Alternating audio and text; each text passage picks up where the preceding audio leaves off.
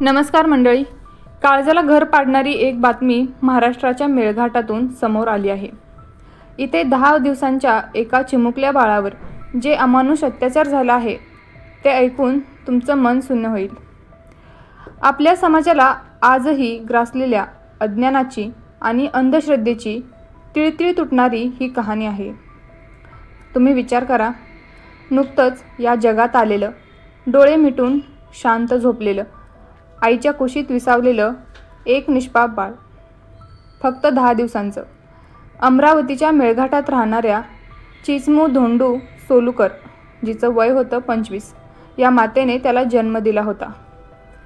तिचं बाळ तिच्यासाठी आयुष्यातला सर्वात मोठा आनंद घेऊन आलं आहे.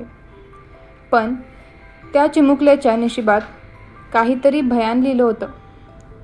एक दिवस त्याच्या कोवळ्या पोटात दुखू लागलं. पोट फुगलं. लहान बाळांना असं होणं स्वाभाविक आहे. यासाठी डॉक्टरचा सल्ला घ्यायचा असतो, औषधोपचार करायचे असतात. पण मेळघाटात त्या वस्तीत एका वृद्ध महिलेनं जे केलं ते ऐकून तुमच्या अंगावर अक्षरशः काटा येईल. बाळाची आई चिचमू तिच्या परवानगीशिवाय, तिच्या न कळत त्या वृद्ध महिलेने एक भयानक कृत्य केलं. तिने आपल्या हातात एक गरम केलेला विळा घेतला. हो मंडळी, तोच भाजी चिरण्याचा विळा.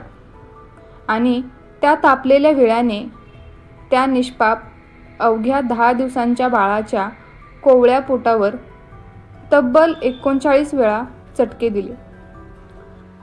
ऐकूनच मन सुन्न झालं ना. पण वास्तव्यात त्या चिमुकल्या जीवाला किती वेदना झाल्या असतील, किती रडलं असेल ते बाळ. त्याच्या कोवळ्या शरीरावर त्या गरम विळ्याचे चटके बसले असतील, त्याची त्वचा भाजली असेल, फोड आले असतील. फक्त पोट दुखू लागलं म्हणून, पोट फुगलं म्हणून.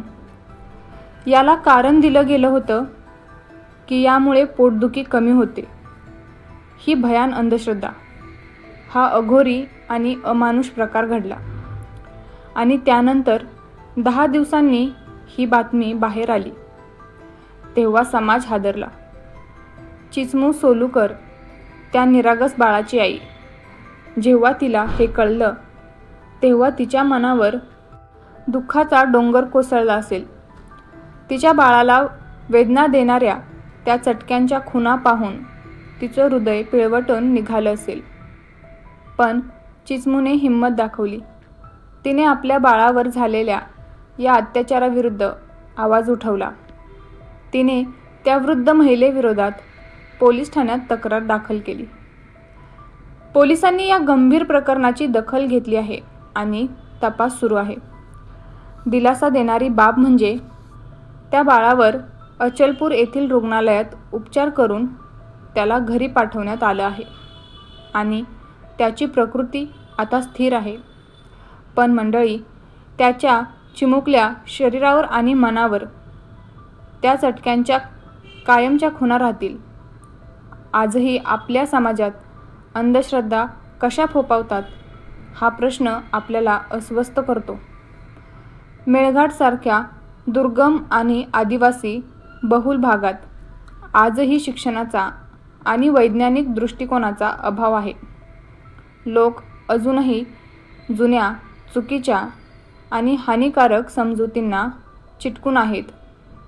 आजार झाला की डॉक्टरांकडे जाण्याऐवजी भगत, तांत्रिकांच्या नादी लागून असे अघोरी प्रकार करतात. अज्ञान आणि भीतीपोटी असे निष्पाप जीव बळी पडतात. या घटनेतून आपल्याला एक महत्त्वाचा संदेश मिळतो. तो संदेश म्हणजे अंधश्रद्धा ही समाजाला पोखरणाऱ्या वाळवीसारखी आहे. जोपर्यंत आपण या अज्ञानाच्या अंधारातून बाहेर येत नाही तोपर्यंत असे निष्पाप जीव बळी पडत राहतील. सरकारने आणि समाजाने एकत्र येऊन दुर्गम भागांमध्ये शिक्षणाचा प्रसार केला पाहिजे. आरोग्यसेवा सहज उपलब्ध करून दिली पाहिजे. लोकांना वैज्ञानिक विचार करायला शिकवलं पाहिजे. अशी अमानुष कृत्ये करणाऱ्यांवर कठोर कारवाई झालीच पाहिजे. पण त्याहीपेक्षा महत्त्वाचं आहे अंधश्रद्धांचं समूळ उच्चाटन करणं. प्रत्येक लहान मुलाला सुरक्षित आणि निरोगी आयुष्य जगण्याचा अधिकार आहे. त्याच्या वाट्याला अशा वेदना येता कामा नये.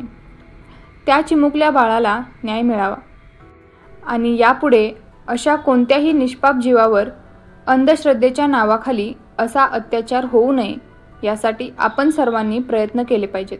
ही कथा तुम्हाला आवडली असेल तर व्हिडिओला लाईक करा आणि मराठी स्टोरी कॉर्नर चॅनलला सबस्क्राईब करा.